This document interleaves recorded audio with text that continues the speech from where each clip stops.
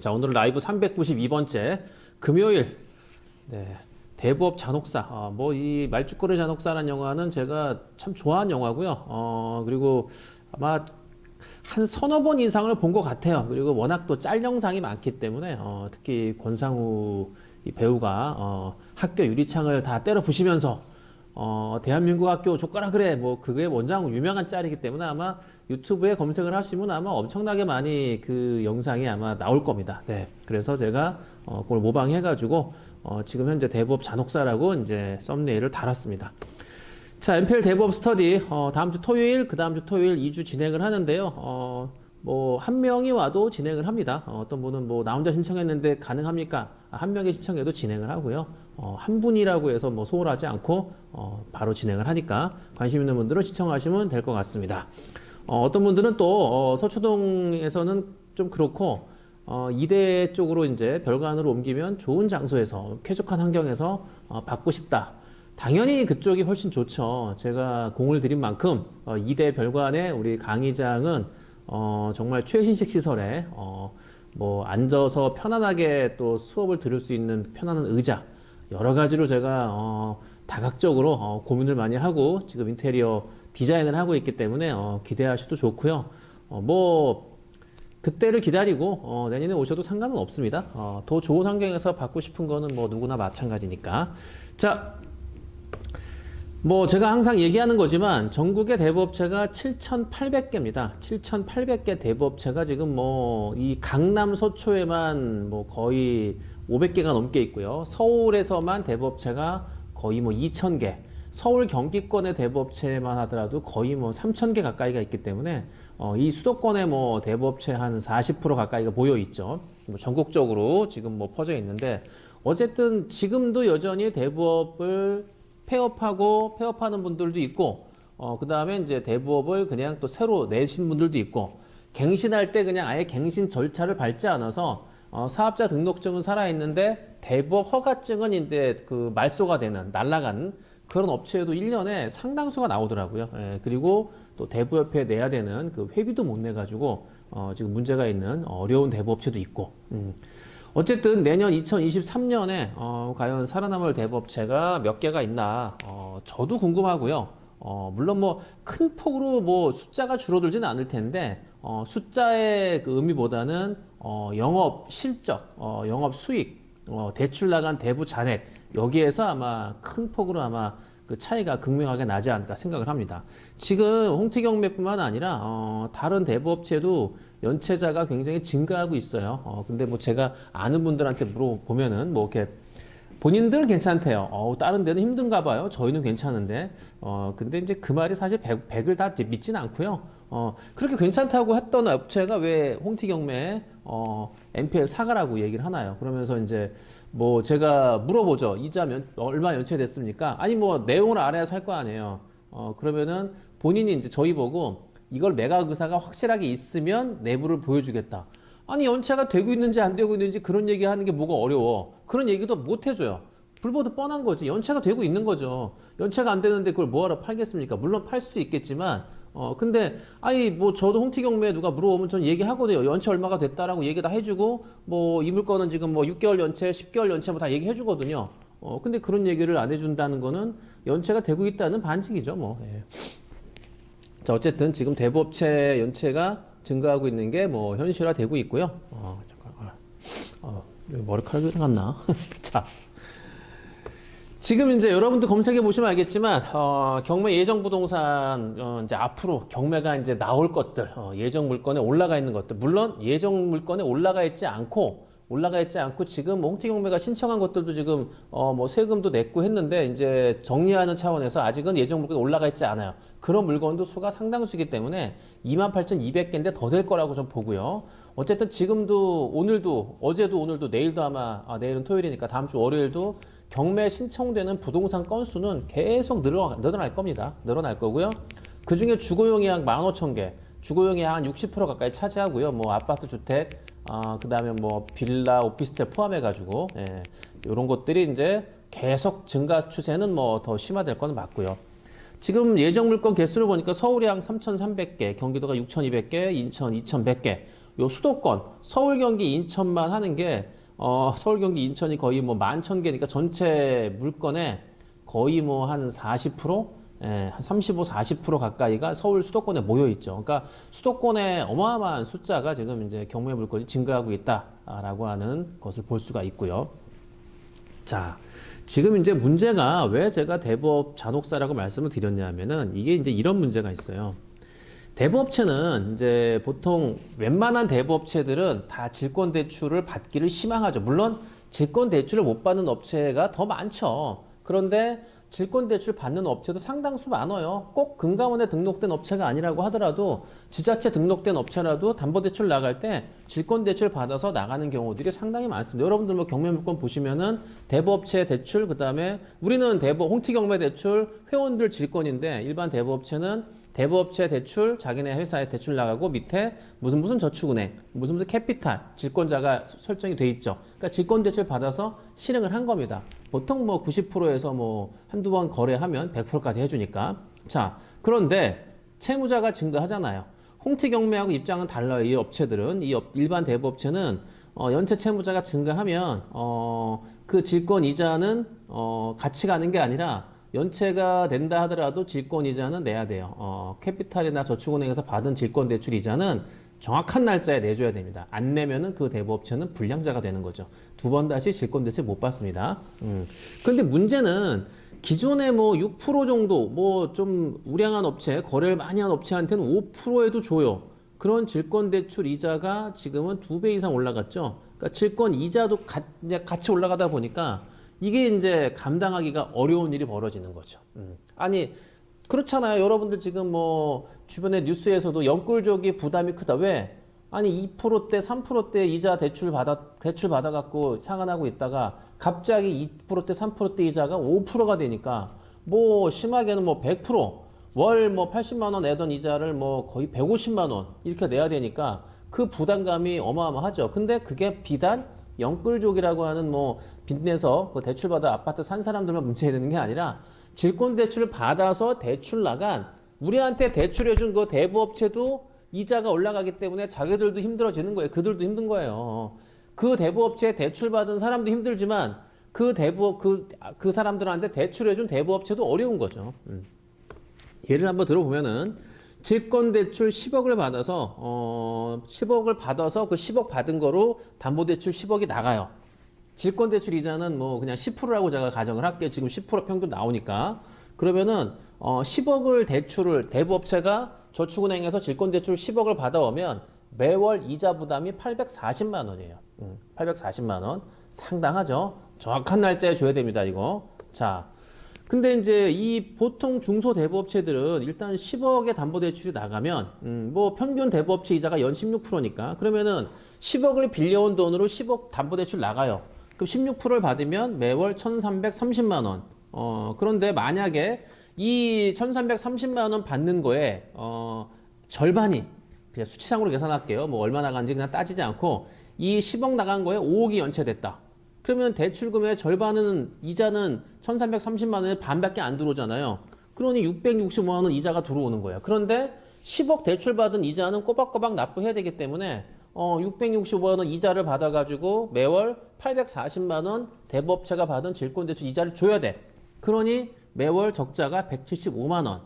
요게 10억만 받을 때 이렇게 나오는 거예요. 그런데 만약에 그 연체가 50%가 아니라 60%, 70% 넘어가는 순간부터는 매월 질권대출 이자가 늘어나겠죠. 물론 적자라고 얘기하면 안 돼요. 그냥 당장은 내가 뭐 어렵지만은 어차피 경매를 넣고 진행을 하면 나중에 뭐 그 연체로 3% 얹어가지고 경매 비용까지 보전받고 다 배당을 받겠죠. 근데 문제는 경매가 뭐 오늘 넣으면 내일 진행이 되나요? 오늘 넣으면은 보통 1년이에요, 1년. 그럼 1년 동안은 질권대출 이자를 주면서, 아니면 원금을 갚거나, 질권대출 받아온 돈을 갚아버리거나, 이자가 부담이면, 근데 갚을 여력이 안 되죠. 그런 이자를 주면서 경매 끝날 때까지 기다려야 돼. 그러니까 그걸 기다리기가 버거우니까 홍티경매에 연락을 해오는 거예요. 우리 NPL 살래? 예. 자. 일단은 그거를 1년 동안 버틸 재정 여건이 안 되는 업체들이 상당히 많다라는 거죠. 제가 요즘 아주 그거를 굉장히 많이 느끼고 있습니다. 뭐 저한테 연락 오는 업체들도 상당수 있어요. 예. 자, 지금 이제 다른 얘기인데, 근데 지금 대부 업체 이제 업계에서는 이제 조달금리라고 해서 질권대출, 그러니까 빌려온 돈으로 나가잖아요. 그걸 조달금리라고 하는데, 지금 조달금리 인상, 어쨌든 질권대출 이자가 올라가고, 근데 대부업체 이자 올릴 수 있나요? 20% 정해져 있잖아요. 법정 한도 최고 금리 20%니까. 그런데 이거를 갖다가 이제 대부업계나 이 금융권에 있는 분들은 야, 이거 저기 최고 이자, 법정 이자를 올려야 되는 거 아니냐? 기존에 24% 정도까지 올려야 된다라고 하는데, 천만의 말씀. 정치권에서는 오히려 인하를 추진하고 있죠. 왜? 대법 이자를 낮추면은 무슨 일을 하는 것 같잖아요. 왠지 대법 이자를 낮추면 마치 서민들한테 무슨 큰 도움이 되는 것 같아. 천만의 말씀입니다. 이자가, 대법 이자가 20% 낮아지면서 진짜 그야말로 저신용자들은 오히려 돈 빌릴 데가 더 없어져가지고 힘들어지는 사람이 더 많아졌어요. 그 수치상으로 나오거든요. 그건 제가 얘기를 안 하더라도 뭐 제가 얘기한 게 그냥 여러분 기사만 쳐봐도 나와요. 이자가 대법제 연체, 그러니까 대법 이자가 아니라 법정 최고금리입니다. 사람들은 자꾸 대법 이자라고 하는데 대법 이자가 아니라 법정 최고금리가 20%인 거예요. 그걸 대법제가 쓰고 있기 때문에 사용하기 때문에 대법 이자라고 하는 거지 모든 금융기관 통틀어서 20% 이상 못 받습니다. 개인도 마찬가지고. 예. 자, 어쨌든 근데 그 법정 최고금리를 이제 정치권에서 인하하려고 하고 있지. 정신 나간 짓을 하는 거죠. 저는 인상한다는 게 찬성하는 것도 아니고 뭐 인하하는 거가 나쁘다고 얘기하는 게 아닌데 이 정치권에서 제대로 알지도 못하고 아마 대부업 속성을 알지도 못할 거요. 예, 걔네들이 뭘 알겠습니까? 국회의원 싹 다 바꿔야 된다고 저는 생각하는 사람 중에 하나고 저하고 아마 1대1 맞짱 떠가지고 저하고 맞짱 떠서 아마 그 저하고 말싸움에서 질 국회의원이 아마 저는 상당수 있을 거다 자신할 수 있거든요. 저는. 네. 어쨌든 정치권에서 인하를 추진해서 만약에 대법 이자가 내려간다라고 하면은 대부업은 여기 고사죠, 고사. 말라 죽는 거죠. 예. 마를 거에 죽을 사자 해갖고 말라 죽는 겁니다. 예. 지금 뭐 이자가 20% 인하가 아니라 지금도 질권대출 이자가 올라가고 연체가 증가하면서 대부업체가 점점 어려워져요. 제가 그걸 잔혹사라고 쓴 이유가 힘들어지는 업체들이 주변에 너무 많기 때문에 제가 이런 얘기를 하는 거죠. 자, 근데 이런 게 있어요. 그런데 대부업체들이 힘든다고 하더라도 기존의 저축은행이나 캐피탈이나 그런 데는 질권대출 해마다 나간 금액이 있잖아요. 아니 저축은행이나 캐피탈은 걔들도 돈은 빌려주어서 이자를 받는 걸로 사업이 영위가 되는 건데 아니 뭐 대부업체가 뭐 어렵다고 해서 대출이 안 나가나요? 어차피 1년에 나갈 수 있는 그 예상된 금액, 계획된 금액은 나가겠죠. 유지되는 거예요. 그런데 대부업체들은 이 금융권에서 대출을 받아와서 나가야 되는데 채권 이자가 부담이 되니까 대출을 못 받는 거지. 이자가 세니까 못 받아 이제. 그러면은 기존의 저축은행이 해마다 작년에 예를 들어서 100억이 나갔어요. 근데 올해도 100억이 나갈 정도가 돼. 그런데 대부업체가 질권대출 이자가 올라가니까 기존에 그 100억을 받는 업체들이 다 줄어들어서 이번에는 80억밖에 못 받아. 그럼 20억이 남겠네요. 저축은행이 작년 같으면 100억이 다 나갔는데 이번에는 100억이 못 나가. 왜? 이자가 비싸기 때문에 그 비싼 이자를 주고 대출을 받아갈 대부업체가 줄어든다는 얘기죠. 그럼 남는 금액은 어디로 가겠냐? 남는 금액이 있으면 뭐 버리나요? 뭐 쌈 싸먹어요? 아니죠. 우리가 갖고 오면 되죠. 우리가. 예. 우리가 뭐 그렇다고 20%를 감당할 만한 뭐 여력도 안 되지만 뭐 20% 갖고 올 수도 없고 20%가 너무 많기 때문에 준다 그래도 뭐 감당이 안 되고요. 그 중에 일부만 갖고 와도 우린 됩니다. 예. 그래서 우리는 질권대출 이자가 10%가 아니라 12%가 된다 그래도 충분히 가능하다. 가능합니다. 그거는 자, 요걸 보시면 돼요. 2021년, 22년 홍티경매 대부업 담보대출 나간 금액이 뭐 한 200억 가까이 되는데 어쨌든 회원들 투자 금액이 약 180억이라고 가정을 해봐요. 뭐 그 정도는 되니까. 그러면 우리 회원들이 십시일반 모아서 나간 돈이 수백 명이 모은 돈이 180억이 넘거든요, 지금. 예. 그러면은 요 180억을 수치로 얘기하면 홍티경매가 NPL에서 500억을 해온다. 500억을 어치 갖고 온다. 지금 잡은 건 50억이니까 제가 500억이니까 500억 할 수 있다고 쳐요. 10배니까. 치는 게 아니라 500억 할 수 있어요. 그럼 500억 갖고 와. 그냥 500억 그냥 수치상으로 얘기할게요. 50억이니까 500억. 그러면 이 중에 90% 질권대출을 받아요. 10% 내비두고. 그러면 90% 질권대출은 제가 책임지는 거죠. 450억은 제가 책임져요. 제가 책임지고 질권대출 받아와. 그럼 회원분들이 나머지 10%, 50억과 이자 12%, 60억을 감당하면 돼요. 예. 그러면 계산을 해보면 NPL 500억을 홍티경매에 가지고 오면 10%하고 이자 12%는 회원들이 부담을 해요. 그럼 말씀드린 대로 10%면 50억, 이자가 12%니까 월 한 5억씩 나가요, 이자가. 월 5억 이자를 냅니다. 500억 갖고 오면. 그럼 이자가 60억이에요. 그러면은 110억 들겠죠. 아니 2021년, 22년 우리가 했던 금액 180억, 뭐 한 200억보다도 절반밖에 안 돼요. 110억 모으면은 회원들과 함께 도모가 가능하다. 예, 그런데 이제 이런 걸 물어보죠. 아니 질권대출 이자가 상승하는 만큼 아니 다른 대부업체가 이자가 비싸서 못하면 우리가 한다고 치면 중요한 거는 그만큼 이자를 더 내는데 우리가 그러면 그거에 저기 뭐 비교해서 비례해서 그럼 우리가 수익이 나야 되는 거 아니냐 맞는 얘기죠. 그래서 이걸 물어보는 거예요. 아니 질권 이자가 상승되는데 그 수익은 어떻게 해? 아니 상승되는 그 비율만큼 NPL 매수 금액을 인하하면 되는 거 아니에요. 왜? 질권 이자가 올라가기 때문에 NPL 업체들도 NPL을 매수하는 거를 중단한다니까. 왜? NPL을 가지고 올 때 자기 돈 갖고 오는 회사가 별로 다 없어요. 보통 NPL을 갖고 오면 저축은행 캐피탈에서 대출을 받아와서 갖고 오거든요. NPL을 매수하는데 근데 질권대출 이자가 올라가니까 이번엔 NPL 매수하는 걸 줄여야 되겠다. 기존에 10개 하던 업체가 내년에 아마 5개를 줄일걸요? 그럼 남는 5개는 어디로 가? 어디로 가긴 우리가 갖고 오면 되지. 그렇죠. 우리가 갖고 오면 돼요. 그런데 문제는 NPL을 처분해야 되는 것도 뭐 일정 부분 정해져 있어요. 그런데 NPL 그 처분할 거를 가져갈 대부업체가 이제 질권이자가 비싸니까 못 가져가. 못 가져가니까 어떻게 남는 거 아니에요. 남아돌면 어떻게? 가격을 내려야 되지. 아니 물건이 시장 여러분들 뭐 저는 이제 길동시장 가끔 가는데 저녁 시간에 가면은 이제 뭐라 그럽니까? 떠리떠리 하거든요. 이제 오늘 이걸 팔아야 되니까. 오늘 안 팔면은 얘는 이제 뭐 특히 뭐 야채나 이런 거는 시들어버려서 못 먹으니까 그냥 떠리로다가 그냥 원래 한 3시간 전에는 요만큼 콩나물 요만큼이 뭐 예를 들어 2,000원이다. 근데 6시 7시에 가면은 콩나물 이만큼이 1,000원이야. 왜? 이거 오늘 팔아야 되니까 떠리가 나온다니까요. 예. 물론 뭐 콩나물 정도 그거하고 비교 대상은 아니지만 저는 수요 공급 원칙이라고 생각하는 거예요.